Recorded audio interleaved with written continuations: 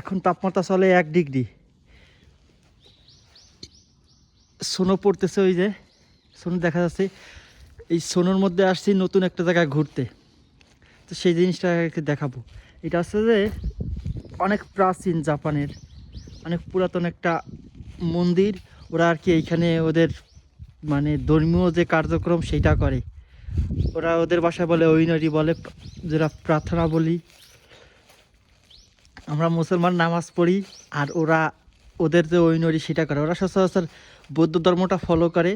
এরা ম্যাক্সিমাম জাপানের ম্যাক্সিমাম মানুষই নাস্তিক, অর্থাৎ কোনো ধর্মকেই বিশ্বাস করে না।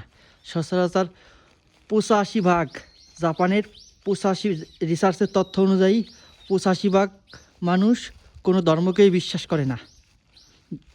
ওরা কিছু মানুষ আছে ধর্ম পালন করে, তারা হচ্ছে বৌদ্ধ ধর্মটা পালন করে।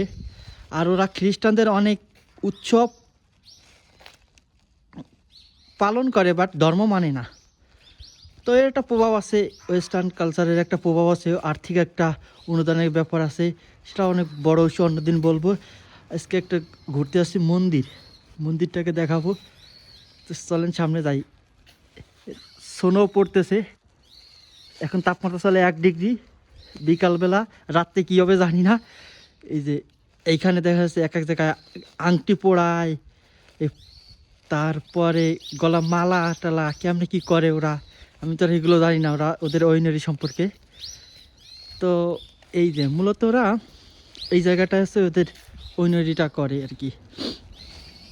এই যে এই জায়গাটা মূলত ওদের প্রার্থনা করে। এখন সচরাচর কাউকে দেখা যাচ্ছে না।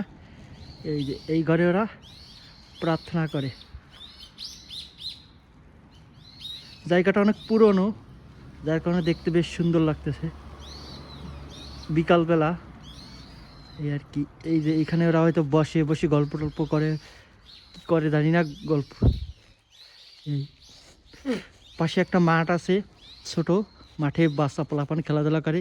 এইটা হচ্ছে ওদের কমিউনিটি সেন্টার মতন বলা যায়, মানে কোনো প্রোগ্রাম হলে মিটিং টিটিং করে ওরা।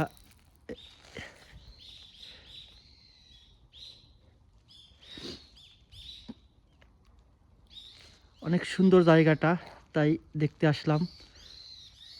সাথে আপনি চিন্তা করেন কোনো নতুন একটা জায়গায় ঘুরতে আসছেন, সাথে প্রচণ্ড ঠান্ডা, তার সাথে স্নো পড়তেছে। আপনি ফিল করেন জায়গাটা কেমন হইতে পারে এবং অনুভূতিটা কেমন হইতে পারে।